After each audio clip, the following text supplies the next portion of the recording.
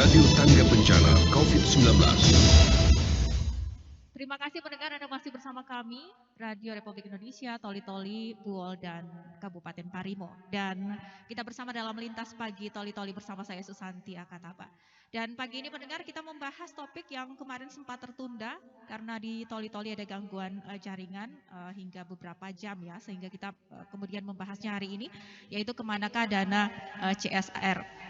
Dan ini menyikapi temuan BPK mengenai adanya penyaluran dana CSR Bank Sulteng yang dilakukan melalui rekening kas daerah, akan tetapi disalurkan langsung ke rekening Dinas Sosial sebesar sekitar 1 miliar 17 juta rupiah lebih. Serta penggunaan dana tersebut tidak direview oleh Inspektorat Kabupaten Toli-Toli, APIP dan BPKP Perwakilan Sulawesi Tengah. Kondisi ini mengindikasikan adanya ketidaktaatan terhadap prosedur penggunaan dana CSR untuk penanggulangan penanganan COVID-19 di Kabupaten Toli-Toli serta dugaan pelanggaran PP nomor 58 tahun 2005 tentang pengelolaan keuangan daerah serta Perda CSR tahun 2020. Nah, di beberapa media ini ramai yang juga menduga bahwa ada dinikmati secara berjamaah dana CSR ini. Beberapa media kemudian menuliskan hal ini. Tetapi kita akan membahasnya sebenarnya bagaimana prosedur penyaluran dana CSR, kita nanti akan tahu juga di Kabupaten Buol seperti apa, mekanismenya bagaimana, dan pengawasannya nanti juga perlu dilakukan seperti apa, termasuk upaya penegakan hukumnya. Nah, pagi ini pendengar, saya sudah bersama dengan sejumlah narasumber. Saya akan perkenalkan terlebih dahulu yang ada di dalam studio, Wakil Ketua DPRD Toli-Toli, Bapak Jemi Yusuf. Assalamualaikum Pak Jemi. Waalaikumsalam warahmatullahi wabarakatuh, Mbak Santi Akataba dan seluruh pemirsa Radio Republik Indonesia yang kami cintai. Baik, terima kasih sudah hadir di RRI Toli-Toli. Kemudian dari Kabupaten Buol bergabung Bapak Amiruddin Rauf, Bupati Buol. Assalamualaikum warahmatullahi wabarakatuh, Pak Bupati. Ya, saya belum mendengarkan suaranya, Pak.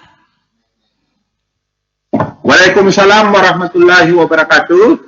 Terima kasih. Salam sejahtera buat kita semua, para pendengar RRI dimanapun Anda berada.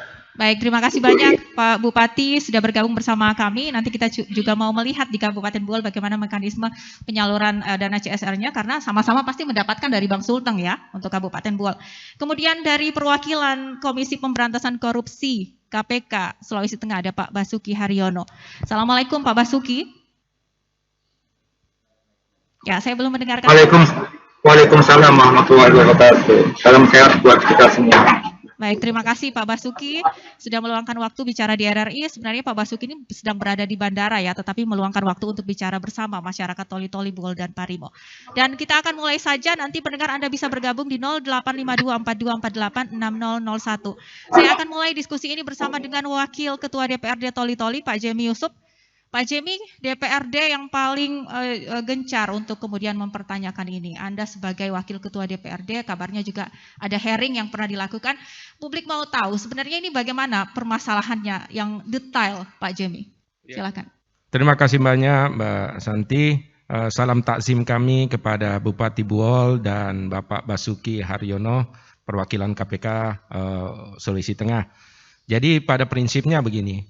Kalau kita mengacu kepada Undang-Undang Nomor 23 Tahun 2014 tentang pemerintahan daerah, maka di situ mengatur tentang kewenangan DPRD di pasal 168 itu tentang fungsi pengawasan daripada DPRD.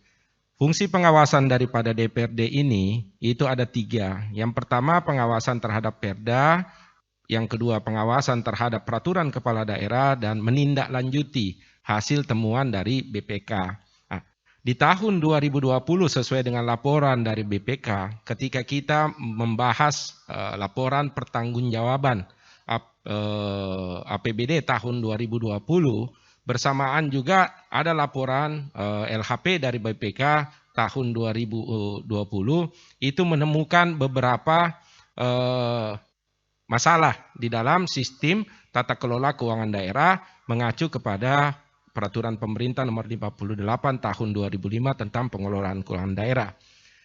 Di tahun tersebut, di tahun 2020, ada uang yang diterima sebesar kurang lebih itu 1 miliar 17 juta yang ternyata itu tidak ada di dalam laporan LRA, laporan realisasi anggaran tahun 2020. Dana tersebut itu kalau dikategorikan penerima lain-lain tetapi tidak diterima oleh Bendahara Umum Daerah atau Badan Keuangan Daerah Kabupaten Toli-Toli. Uang tersebut langsung ditransfer ke bendahara yang ada di Dinas Sosial. Artinya apa? Bahwa ketika dana tersebut itu digunakan untuk penanggulangan COVID, maka harusnya itu masuk dulu dalam penerimaan daerah, lantas dia masuk di pos belanja tidak terduga karena ini berhubungan dengan COVID. Nah, kalau kita mengacu kepada surat edaran daripada inspektorat kepada seluruh OPD di Kabupaten Toli-Toli ini, menjelaskan kepada seluruh OPD tersebut dalam surat inspektorat sebagai APIP, sebagai pengawas internal, mengatakan bahwa penggunaan dana daripada dana untuk COVID itu harus direview sesuai dengan temuan BPK. Oke. Jadi ada dana yang dibelanjakan untuk COVID, itu penggunaannya tidak direview oleh BPK. Dan di sini DPRD mau menggunakan fungsi pengawasannya, lalu indikasi-indikasi apa yang kemudian ditangkap oleh DPRD dalam hal ini? Adakah kemudian misalnya seperti dugaan beberapa media menulis bahwa ada dinikmati secara berjamaah dan lain-lain, tudingan-tudingan seperti ini? Kalau itu saya pikir itu ranahnya teman-teman dari penyelidikan, Tetapi kalau Dewan itu memang antara Badan Anggaran dengan TAPD, Tim Anggaran Pemerintahan Daerah ketika membahas pertanggungjawaban APBD tahun 2020, kami sudah membahas hal ini dan kami menemukan. Kemarin itu kami menanyakan kepada Ketua TAPD bersama Kepala Badan Keuangan, kami menanyakan apakah uang yang 1 miliar 17 juta ini itu masuk ke kas umum daerah. Lantas mereka mengatakan tidak. Lah, bagaimana mungkin ada penerimaan daerah tetapi tidak tercatat dalam laporan realisasi anggaran? Artinya bahwa dana ini kita tidak tahu tapi kita belanjakan. Nah, yang kedua, kita coba tanyakan, pada waktu itu hadir juga dari pihak inspektorat. Kita tanyakan di dalam rapat antara Banggar dengan TAPD, kita tanyakan apakah inspektorat pernah mereview dana yang 1 miliar 17 juta ini ketika dibelanjakan untuk COVID sebagai syarat mutlak, karena pemerintah saat ini menetapkan dalam kondisi kedaruratan sehingga dana COVID hari ini belum bisa kita audit. Kalau diaudit itu berarti sifatnya itu adalah keyakinan kita itu pasti karena diaudit. Tetapi karena belum bisa dilakukan audit, ada ketentuan bahwa dana COVID ini nanti bisa diaudit itu setelah sebulan setelah pemerintah menarik kondisi kedaulatannya.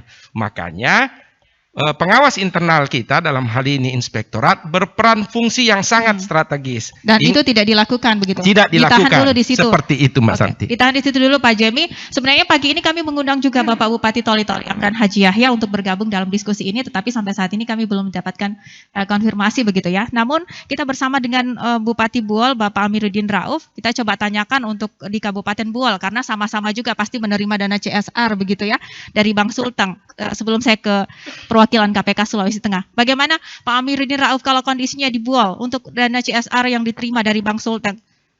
Ini bagaimana alurnya, Pak Bupati? Terima kasih. Assalamualaikum warahmatullahi wabarakatuh. Yang terhormat para narasumber perwakilan KPK di Provinsi Sulawesi Tengah, Pak Jemi, Wakil Ketua DPR, serta narasumber lainnya.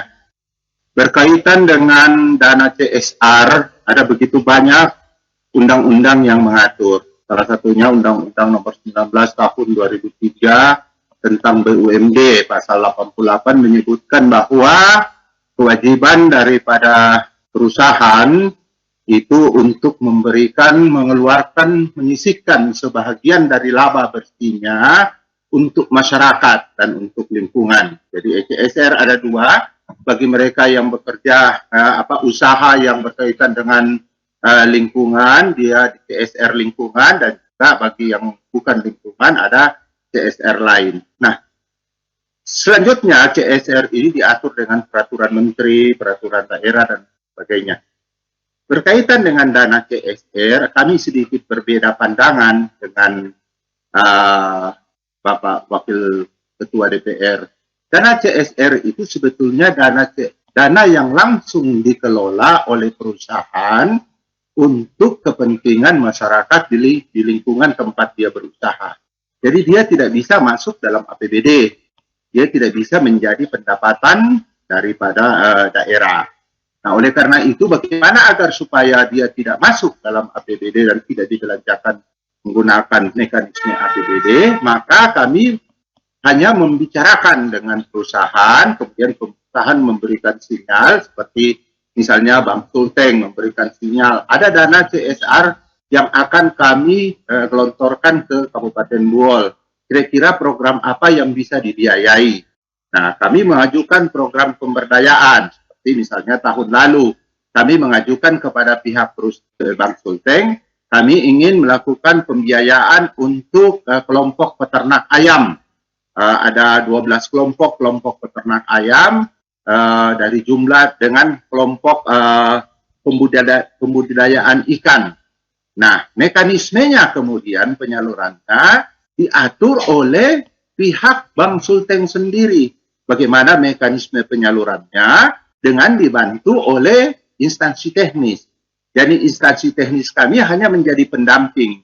Misalnya memverifikasi lahan, kemudian melakukan pembinaan terhadap kelompok peternak. Nah, kemudian dana ini disalurkan secara bertahap oleh Bank Sulteng sendiri langsung ke rekening kelompok yang dibantu. Oke, jadi kalau dari untuk tahun 2020, saya potong dulu Pak Bupati, untuk tahun 2020 berarti CSR Bank Sulteng yang diterima di Kabupaten Buol bukan untuk penanggulangan COVID-19 ya, tetapi untuk yang lain.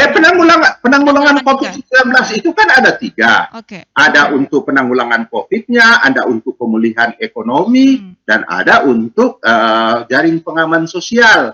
Nah, kami mengambil kepada pemulihan ekonomi. Oke. Nah, jadi tadi mekanismenya Bank Sulteng langsung menyalurkan kepada kelompok peternak secara periodik bertahap sesuai dengan progres daripada misalnya pembuatan kandang sekian, salurkan lagi. Nah, ini yang direkomendasikan oleh dinas teknis.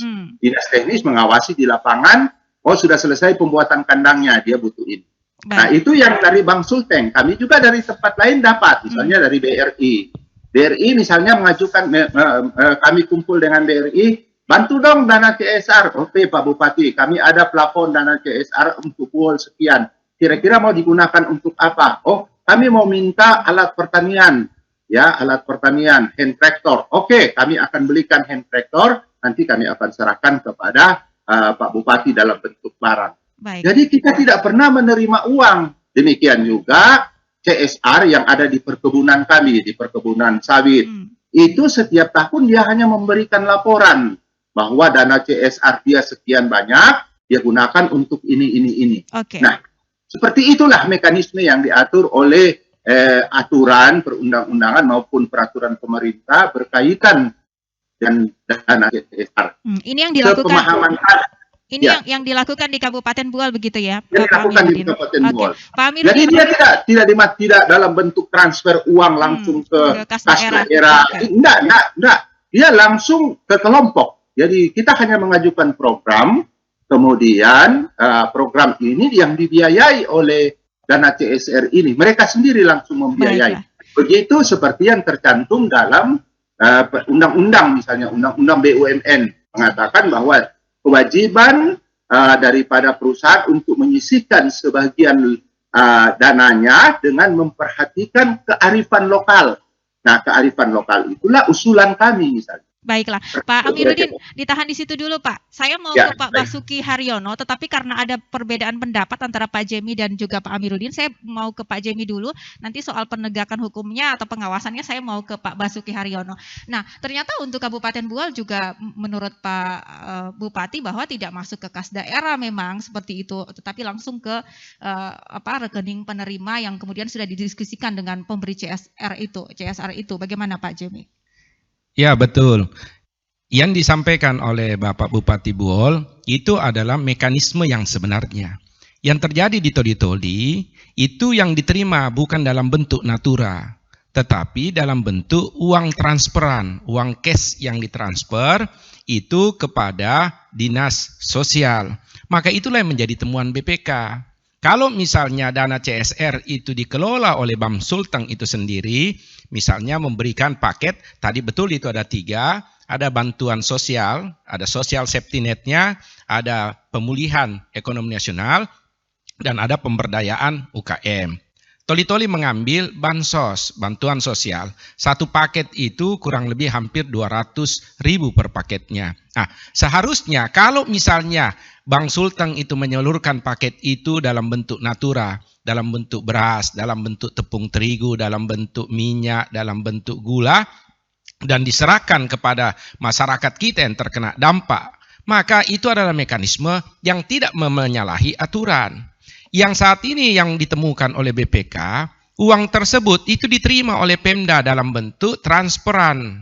Nah, inilah yang hari ini, karena dia dalam bentuk uang transferan, harusnya dia masuk di dalam penerimaan daerah. Oke, ditahan di Seperti situ itu. dulu. Ditahan di situ dulu penjelasannya Pak Jemi. Saya mau minta tanggapan dari Pak Basuki Haryono, perwakilan Komisi Pemberantasan Korupsi Sulawesi Tengah. Kita tahu peruntukan dana sosial CSR ini begitu sudah ada begitu mekanismenya dalam aturan. Nah, kalau mendengarkan tadi penjelasan dari Pak Jemi, kemudian Pak Bupati Buol, apa yang mau Bapak komentari, Pak Basuki? Terima kasih Mbak Santi. Yang saya hormati Pak Bupati, Pak Amiruddin Rauf. Assalamualaikum Pak Bupati. Yang saya hormati Pak Jemi Yusuf, Wakil Ketua DPRD Toli-Toli. Assalamualaikum Pak Jemi. Dan pemirsa pendengar Radio Republik Indonesia. Terima kasih Mbak Santi. Tapi sebelumnya saya mau meluruskan dulu terkait masalah perwakilan KPK. Intinya kami bukan perwakilan KPK di wilayah Sulteng Pak. Jadi kami hanya satgas yang di bagian koordinasi dan supervisi untuk wilayah Sulteng. Jadi bukan perwakilan, jadi hanya satgas yang pengampu di wilayah Sulteng. Jadi biar pemirsa tidak salah, pendengar tidak salah paham. Baik. Terus yang kedua, saya setuju sekali dengan Pak Joni Yusuf. Artinya memang tugas dari DPRD itu adalah ada fungsi pengawasan. Dan itulah makanya kenapa kalau saya ke daerah, dan ini juga saya lagi di bandara, dan sebentar lagi saya akan ke suatu daerah, di mana nanti saya akan melakukan koordinasi, tidak hanya di Pemdanya aja, juga di DPRD-nya. Nah, di DPRD-nya kami mengajak teman-teman di Dewan untuk sama-sama melakukan fungsi pengawasannya terhadap tata kelola pemerintahan. Jadi, apa yang dilakukan oleh DPRD Toli-Toli ini, menurut saya sudah tepat, artinya dia melakukan fungsi pengawasannya untuk memperbaiki tata kelola pemerintahan khususnya di Pemda Toli-Toli. Nah, Mbak Santi, kalau kita lihat ini sudah menjadi temuan BPK, artinya ada sesuatu yang salah di mata BPK. Artinya sudah ada rekomendasinya. Nah, kita lihat aja rekomendasinya. Jadi apa rekomendasi dari temuan yang hasil audit BPK itu harus ditindaklanjuti. Jadi kita tunggu dari inspektorat untuk tindak lanjutnya apa. Oke, seperti itu ya Pak. Nah, kemudian ini ada kemudian beberapa termasuk praktisi hukum di Toli-Toli yang mendorong agar penegak hukum termasuk DPRD ya meminta agar penegak hukum ini bisa masuk juga di sini. Jangan sampai kemudian ada tindak pidana di dalamnya, dugaan tindak pidana begitu. Dan kabarnya juga dari Kejaksaan Tinggi Sulawesi Tengah sudah melakukan pemanggilan klarifikasi untuk beberapa orang ya termasuk Sekda Kabupaten Toli-Toli. Nah, kalau menurut Pak Basuki Haryono ini seberapa penting sebenarnya perlukah sambil karena sudah ada temuan BPK, kemudian penegak hukum perlu masuk di dalam untuk kasus ini menggali, jangan sampai kemudian ada tindak pidana yang terjadi di sana, khususnya korupsi begitu, Pak Basuki. Ya, kita lihat sekali lagi, kita lihat lagi hasil dari temuan BPK ini apa. Artinya apakah di situ ditemukan KN-nya, kerugian negaranya, ataukah hanya masalah administrasi saja. Nah, itu kan biasanya ada rekomendasinya. Nah, nanti itu yang bisa ditindaklanjuti dan biasanya inspektorat harus turun dan harus menangani tindak lanjut tersebut dan diberi waktu 60 hari kerja.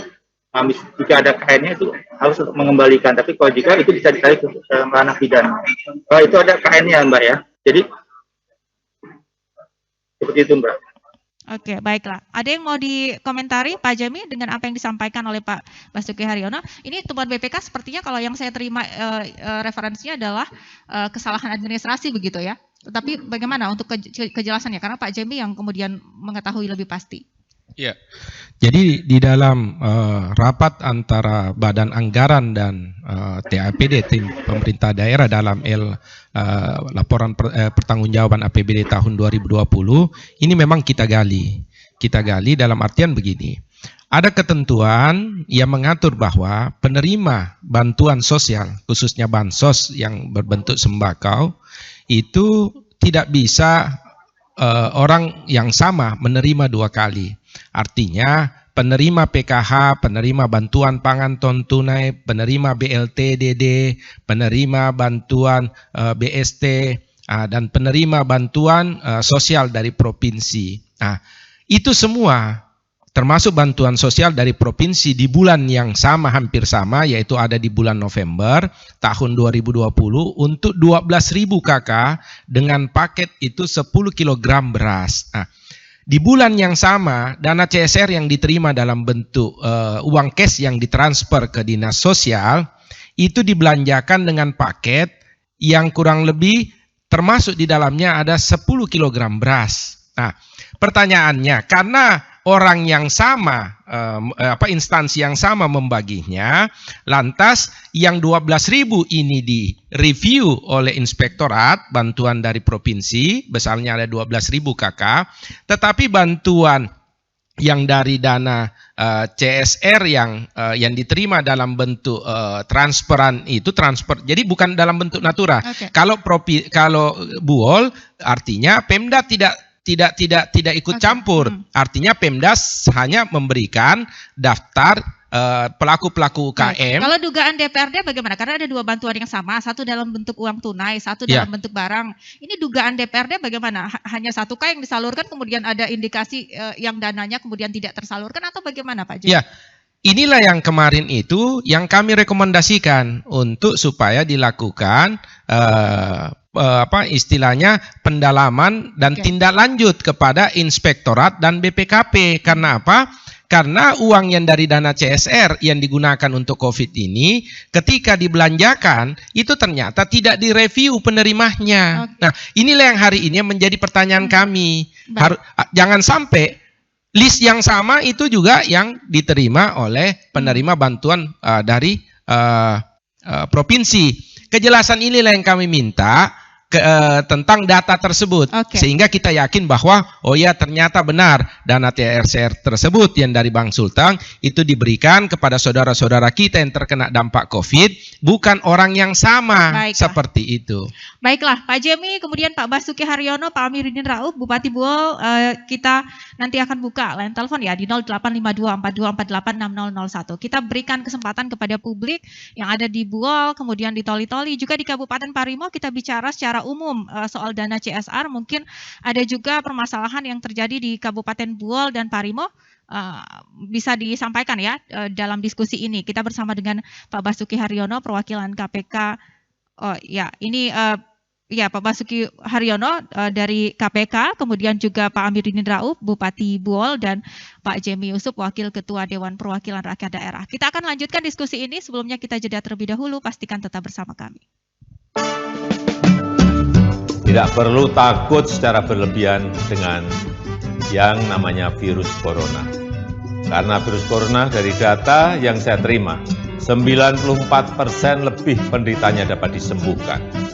Jadi sebetulnya musuh terbesar kita saat ini adalah bukan virus itu sendiri, tapi rasa cemas, rasa panik, rasa ketakutan, dan berita-berita hoax serta rumor. Kita sebenarnya harus yakin dengan fakta, informasi, solidaritas bersama, dan gotong royong.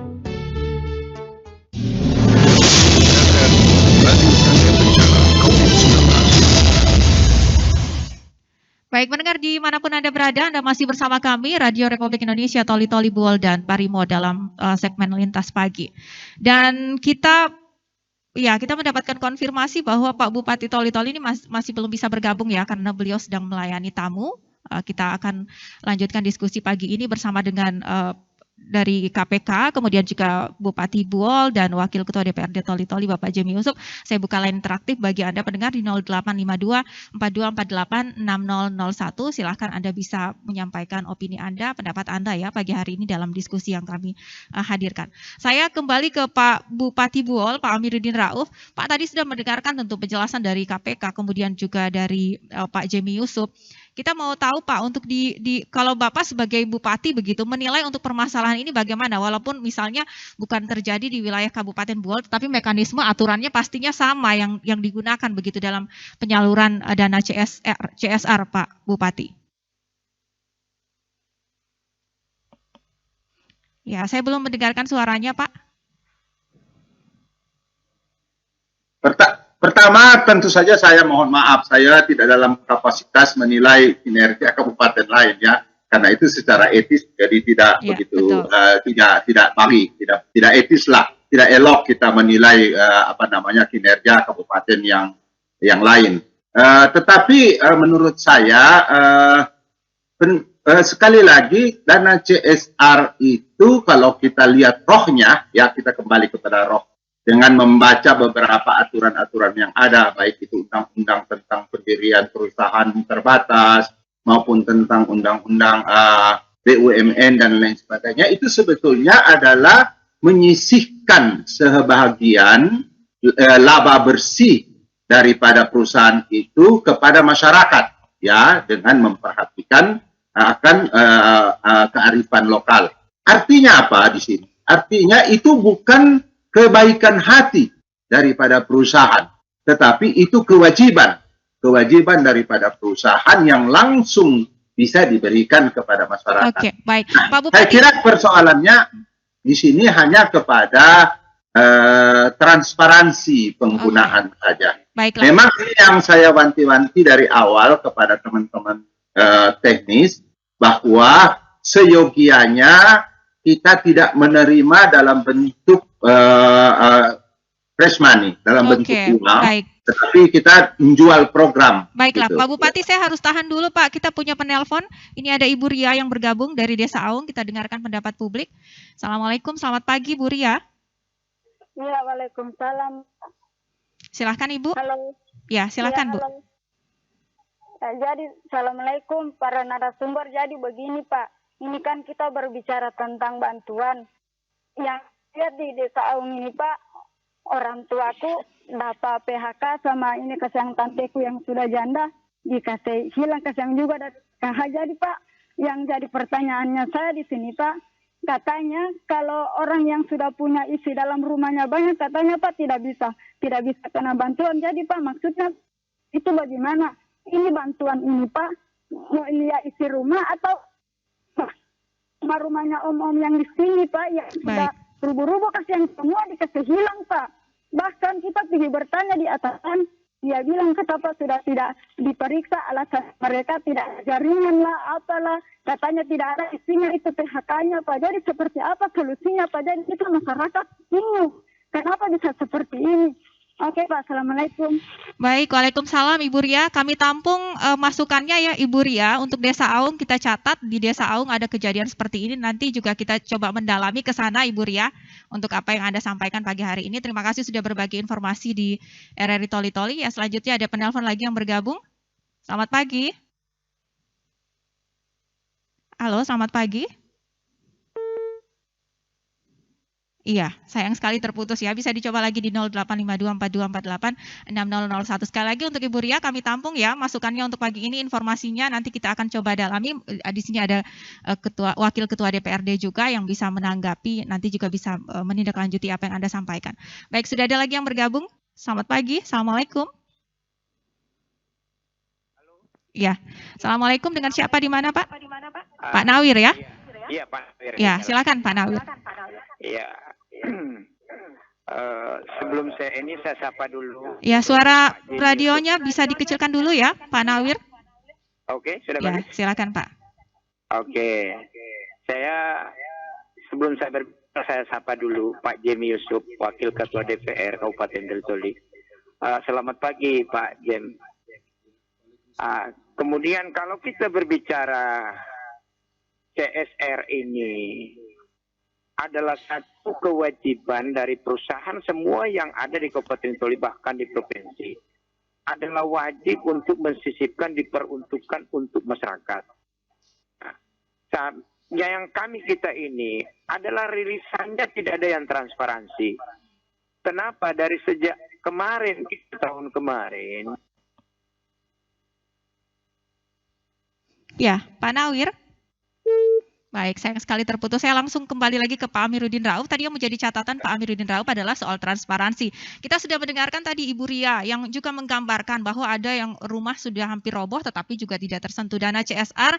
Seperti kata Pak Nawir yang kita bisa tangkap poinnya bahwa ini kan untuk kepentingan sosial begitu ya diberikan. Sayang sekali kalau kemudian tidak transparan.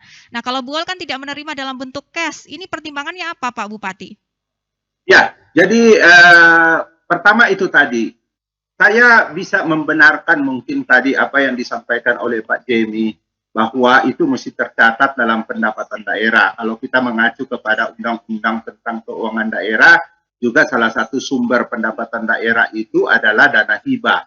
Mungkin kalau dari kacamata ini bisa kita melihat bahwa itu bisa masuk dalam APBD. Nah, karena kita tidak mau agar supaya mekanisme APBD terlalu terjauh terlibat kalau kita menerima dana cash, maka kita menawarkan program. Kita menawarkan program kepada teman-teman pengusaha, menawarkan program untuk mendapatkan pembiayaan. Kita ada program-program ini, Pak. Misalnya di BRI, kami punya program tentang bagaimana penanaman serentak di sawah, peningkatan produktivitas padi kita. Oh, kalau begitu kita bantu aja dana CSR kita membantu alat produksi. Nah, kami menawarkan program. Sebab kalau kita bisa saja dana CSR ini kalau kita mengacu kepada undang-undang tentang keuangan daerah bisa masuk dalam APBD kalau dia dalam bentuk uang. Cuma masalahnya kalau dia masuk dalam APBD belanjanya juga harus berdasarkan peraturan APBD. Oke, artinya memang keliru kalau kemudian dalam bentuk dana, uang segar, uang tunai begitu tidak masuk ke rekening keuangan daerah begitu, Pak Bupati. Bisa saja dia masuk dalam, karena sumber pendapatan daerah itu kan selain dana transfer, PAD, ada pendapatan lain-lain daerah termasuk dana hibah. Kan dana hibah dari pihak ketiga. Bisa kemudian kalau misalnya pemerintah daerah mau memasukkan itu sebagai pendapatan lain-lain, sebagai dana hibah boleh. Tetapi catatannya, ketika dia masuk dalam APBD, maka pengeluarannya pun harus berdasarkan mekanisme APBD, yaitu melalui sidang anggaran dan lain-lain sebagainya. Baik. Dan BTT sekalipun, seperti itu kira-kira. Iya, dan ini yang kemudian kami menawarkan program. Ya, baik. Kalau Bu Ol sendiri tidak mau menerima uang tunai, lebih ke menawarkan program. Jadi, karena kita lagi menawarkan program. Kita menawarkan program sehingga kemudian program itu yang dibiayai. Ruang itu juga ada. Ya. Baiklah, Pak Bupati. Nah, ini bagaimana untuk Toli-Toli sendiri kalau Anda menanggapi soal yang disampaikan oleh Pak Bupati Bu Ol, Pak Jem? Sekiranya misalnya saya belum dihidupkan terlebih dahulu, Pak Jem ya. Ya, tes. Sekiranya misalnya bantuan sosial itu diberikan oleh Bang Sulteng itu dalam bentuk natura, artinya yang seperti mekanisme yang dijelaskan oleh Pak Bupati Buol bahwa dinas sosial memasukkan sejumlah nama. Tadi kalau Pak Bupati Buol itu menerimanya itu untuk mendorong UKM. Jadi misalnya dari OPD Dinas Koperasi menyerahkan nih yang pelaku-pelaku UKM kita yang bisa dibantu. Di Toli-Toli seharusnya kalau memang itu dana CSR, kalau misalnya pure murni itu mau disalurkan oleh Bang Sultan, harusnya dinas sosial menyerahkan sejumlah list nama. Karena ini yang tadi yang terjadi ke Ibu Ria, ada persoalan asas keadilan di situ. Dalam Pancasila, sila kelima, keadilan sosial bagi seluruh rakyat Indonesia. Kenapa harus direview? Supaya pendistribusian dari bantuan sosial ini itu bisa merata. Jadi saudara-saudara kita yang sudah terdaftar di dalam penerima PKH, penerima bantuan pangan non tunai, penerima BLTDD, penerima misalnya BST, ibaratnya kayak sisir, maka bantuan sosial dari provinsi, bantuan sosial dari CSR ini ibaratnya kalau sisir, maka yang tidak kena sisir tersebut, maka itulah yang kita dorong menggunakan bantuan sosial dari provinsi dan dari CSR Bang Sultan. Kalau kita bicara soal bantuan ini kan banyak sekali begitu Pak Jani ya, tetapi yang menjadi catatan juga tadi Pak Nawir adalah soal transparansi. Beberapa media online kemudian menuliskan bahwa ada dugaan dana CSR senilai 1 miliar lebih ini dibagi-bagi begitu ya. Ini ditulis di beberapa media online. Nah, kalau dari DPRD sendiri ketika menjalankan fungsi pengawasannya menemukan dugaan inikah dan bagaimana mendorong kalau memang dugaan ini ada, penegak hukum bisa masuk ke dalamnya, karena prihatin juga kalau kemudian ada anggaran untuk bantuan sosial masyarakat tetapi tidak bisa salurkan dengan baik begitu Pak Jemi. Kami ini tidak ingin menghalangi karena memang kenapa dana COVID ini masuk di belanja tidak terduga? Karena memang diberikan kewenangan full oleh negara untuk pemerintah daerah untuk bisa mengalokasikan anggarannya untuk bisa menyelesaikan persoalan-persoalan dampak sosial yang ditimbulkan di masa pandemi ini. Sehingga dibikinlah pintu gerbang sebenarnya yang menjadi garda terdepan kita untuk memastikan bahwa dana bantuan sosial kita, baik dana untuk bantuan pelaku UKM kita, lantas pemberdayaan untuk ekonomi nasional maupun bantuan sosial, garda terdepannya itu adalah inspektorat. Makanya inspektorat diberikan kewenangan untuk melakukan review. Nah, Pertanyaan saya tadi Pak Jemi adalah di beberapa media menuliskan bahwa ada kemudian dugaan uang anggaran tersebut digunakan secara beramai-ramai begitu ya. Dugaan-dugaan seperti ini kemudian muncul di tengah masyarakat. Nah, ini ketika kemudian DPRD melakukan fungsi pengawasannya, adakah menemukan hal ini dan DPRD tentu bisa berkomunikasi juga dengan penegak hukum ketika menemukan hal-hal seperti ini. Ini bagaimana Pak? Kami DPRD pernah pada waktu masih zamannya Kepala Inspektorat Pak Dr. Rahman Alatas, kami sebenarnya sudah pernah memberikan masukan. Masukan begini, bahwa kita harus yakinkan bahwa 12.000 bantuan sosial dari provinsi ini bukan orang yang sama penerima bantuan PKH, bantuan BST, bantuan BLTDD. Karena apa? Karena itu tadi yang seperti yang terjadi yang disampaikan oleh Mbak Ria di Aung. Artinya bahwa kita harus yakinkan yang tidak mendapatkan BLTDD, bantuan pangan non tunai, lantas PKH harusnya bisa tertampung di 12.000 KK yang bantuan dari provinsi. Makanya 12.000 nama ini dilakukan review. Oh ya, ternyata benar, bukan orang yang sama. Nah, di dana CSR Bang Sultan ini tidak dilakukan review itu. Artinya inspektorat tidak pernah tahu ini. Begitu. Baiklah. Saya ke Pak Basuki Haryono. Pak Basuki, saya juga tetapi sebelumnya kita coba menerima penelpon ya. Ini ada Pak Tamrin di Magamu. Selamat pagi. Assalamualaikum Pak Tamrin. Waalaikumsalam warahmatullahi wabarakatuh. Silakan Pak. Iya, saya hanya tanggapi yang toli-toli. Ya, suara radionya Pak Tamrin boleh dikecilkan terlebih dahulu.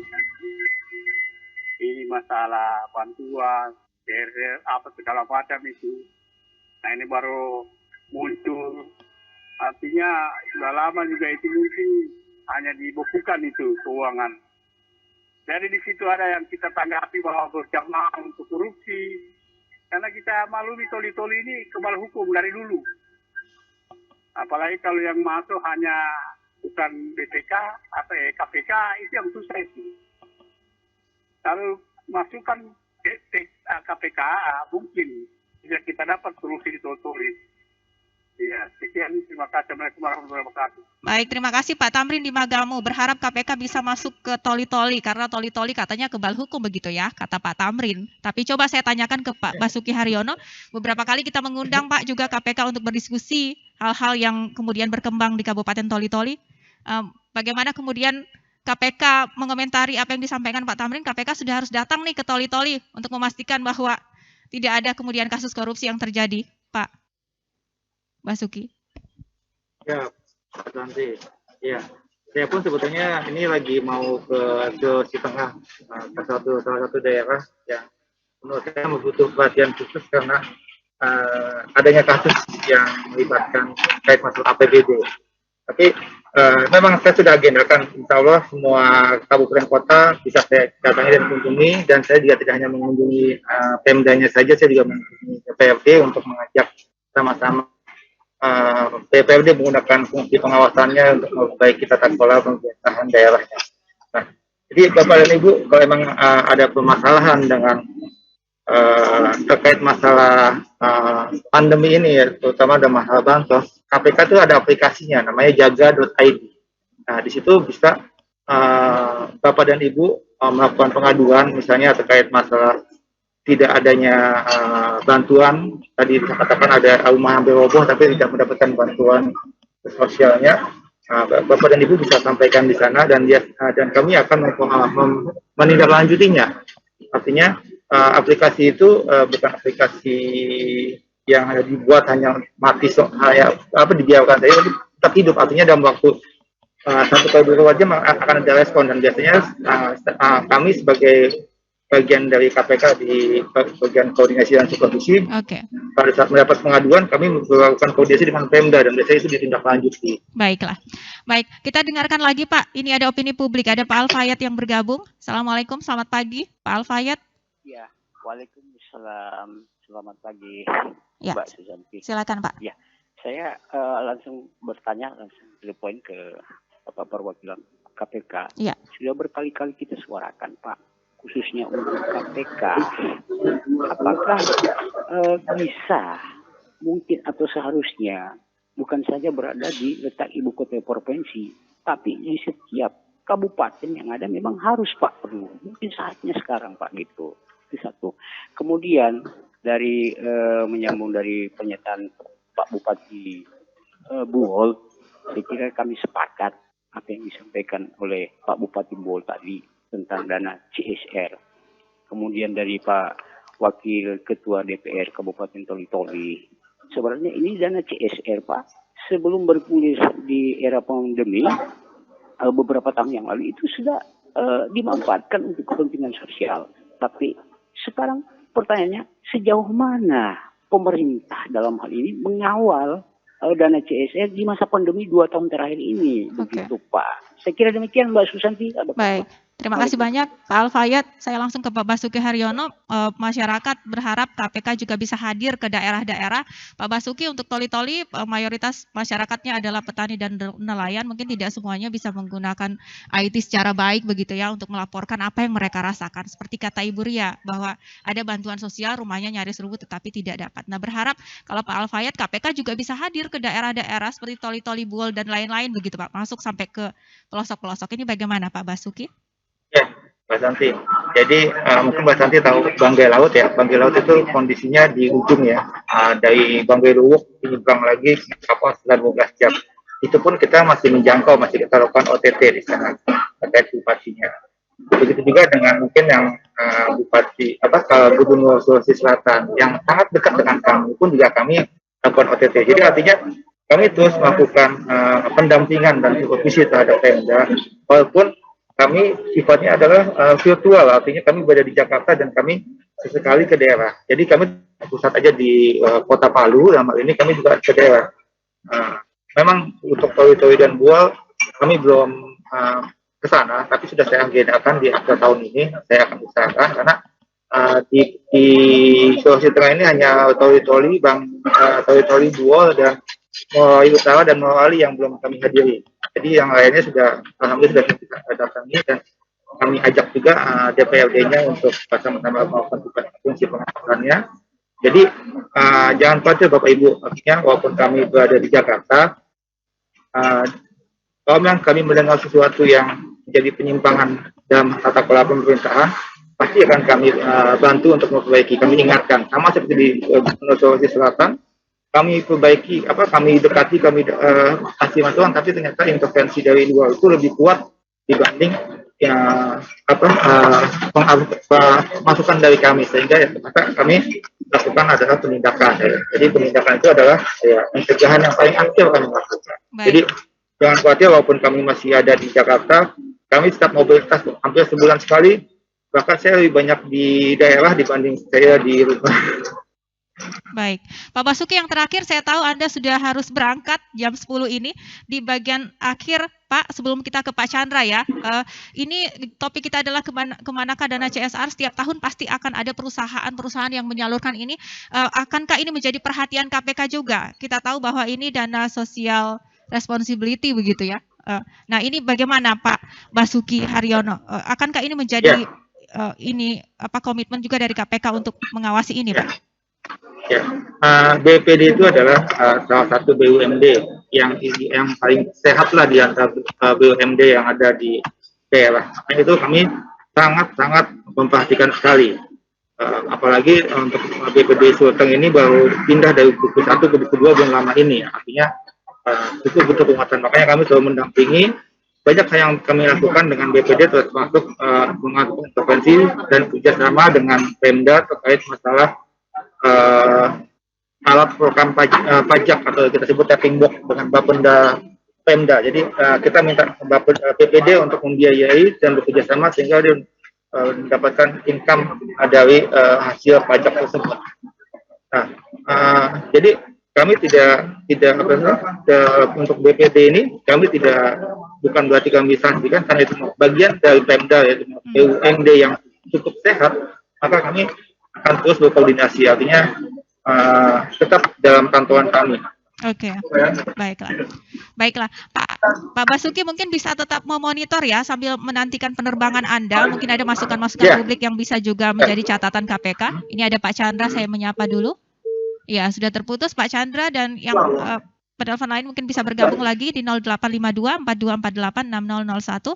Sekali lagi kami nantikan Anda di 0852 4248 6001. Ya, silakan Pak Chandra. Terima kasih, selamat pagi para narasumber yang sangat terhormat. Saya sebagai masyarakat yang awam sangat apresiasi terhadap cara tata kelola pemerintahan Buol yang sangat transparan kepada publik atau masyarakat.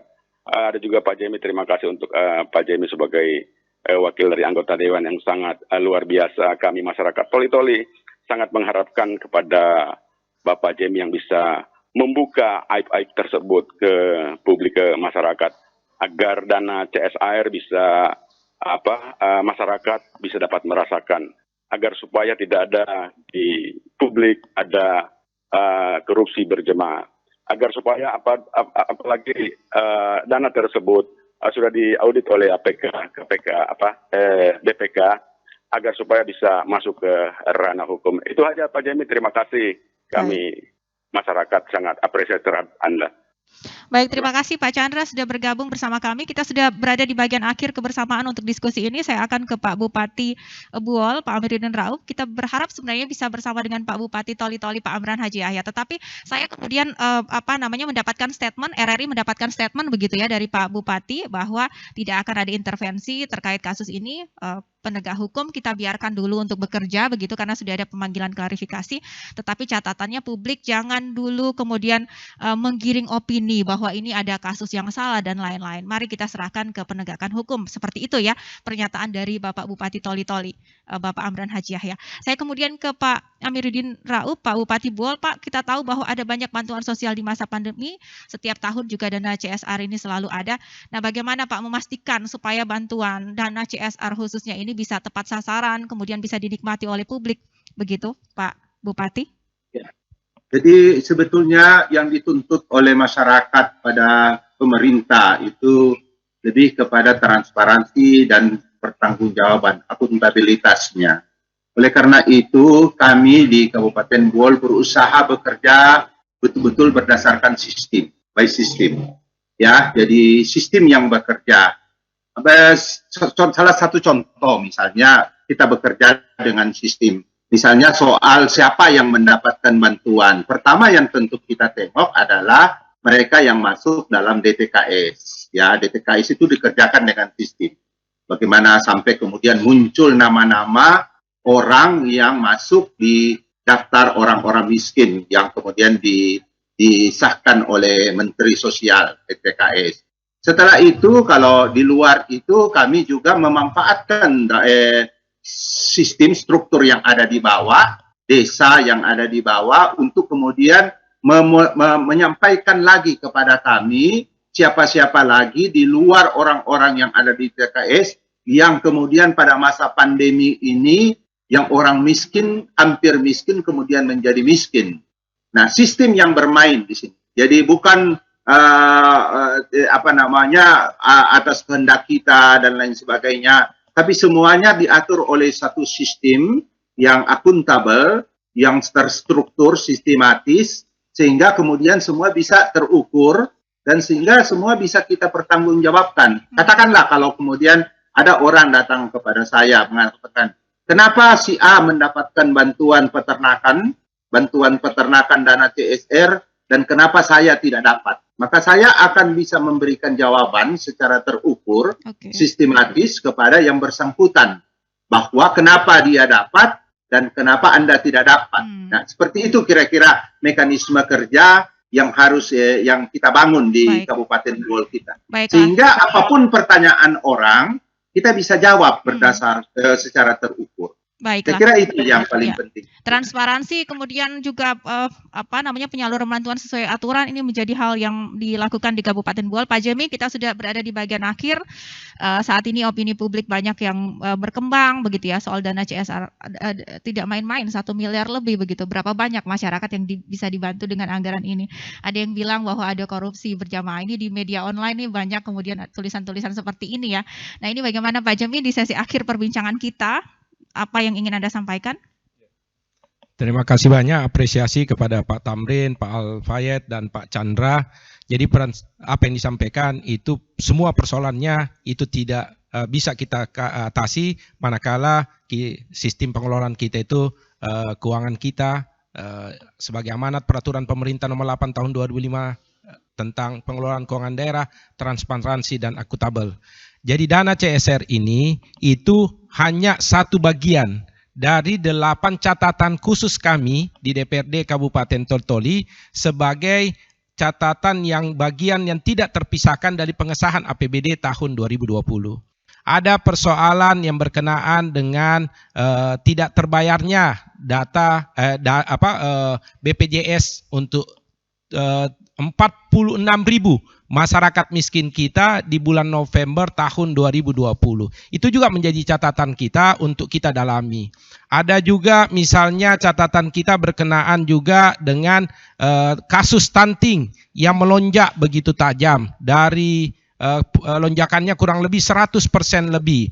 Kami mendapatkan fakta di dalam rapat tersebut kita ungkapkan bahwa ada pemberian bantuan makanan tambahan lokal yang tidak disalurkan. Artinya dari temuan-temuan ini transparansi menjadi penting begitu ya? Menjadi sangat penting. Artinya dari temuan-temuan ada bantuan PMT tambahan untuk yang lokal itu dari sejak tahun 2020 itu tidak disalurkan sampai tahun 2021 ini. Kami mendapatkan fakta itu di lapangan dan kita punya.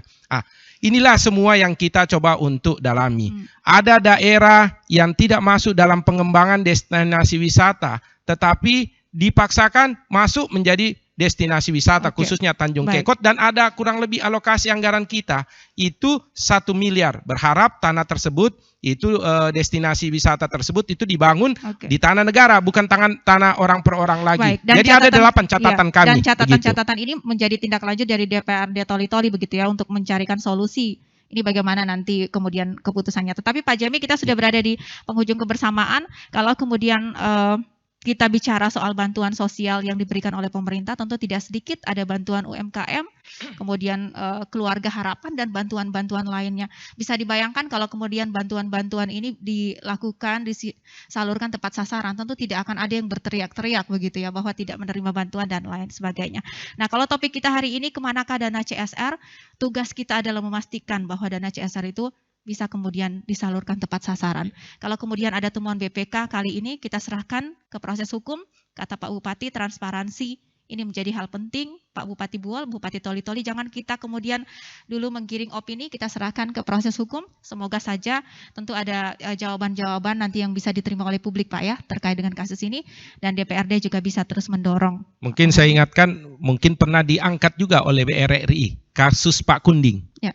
masyarakat miskin lansia umur 68 tahun punya anak dengan gangguan kejiwaan, dia punya KTP, dia punya KK, dia tidak menerima PKH, dia tidak menerima bantuan pangan non tunai, dia tidak menerima BST. Saya mau tanya, kalau sekiranya struktur dari penyaluran bantuan sosial kita ini kita bisa awasi dengan baik, maka tidak ada lagi apa yang diceritakan Ibu Ria, yang terjadi dengan Pak Kunding. Baik. Terima kasih. Baiklah Pak Jemi, semoga dengan adanya diskusi ini kita bisa sama-sama mengawasi begitu ya terkait penyaluran bantuan sosial di lapangan, tetapi mengutip dari apa yang disampaikan Pak Amiruddin Rauf, transparansi menjadi hal yang penting. Kemudian saya ucapkan terima kasih banyak kepada Pak Jemi Yusuf sudah hadir di studio, Pak Basuki Haryono, semoga apa yang kita diskusikan ini bisa menjadi referensi untuk KPK juga begitu ya, menjalankan tugasnya. Pak Amiruddin Rauf, Bupati Buol, terima kasih banyak Pak Amiruddin Rauf. Ya, sudah meluangkan waktu untuk hadir di RRI. Dan untuk Anda pendengar yang mendengarkan juga menyaksikan siaran kami, terima kasih atas perhatian Anda mewakili kerabat kerja yang bertugas. Saya Susanti Akataba mengucapkan terima kasih dan sampai jumpa. Ini bisa ngomong saya, Pak? Saya kopikan. Oh, siap. Tapi belum gitu.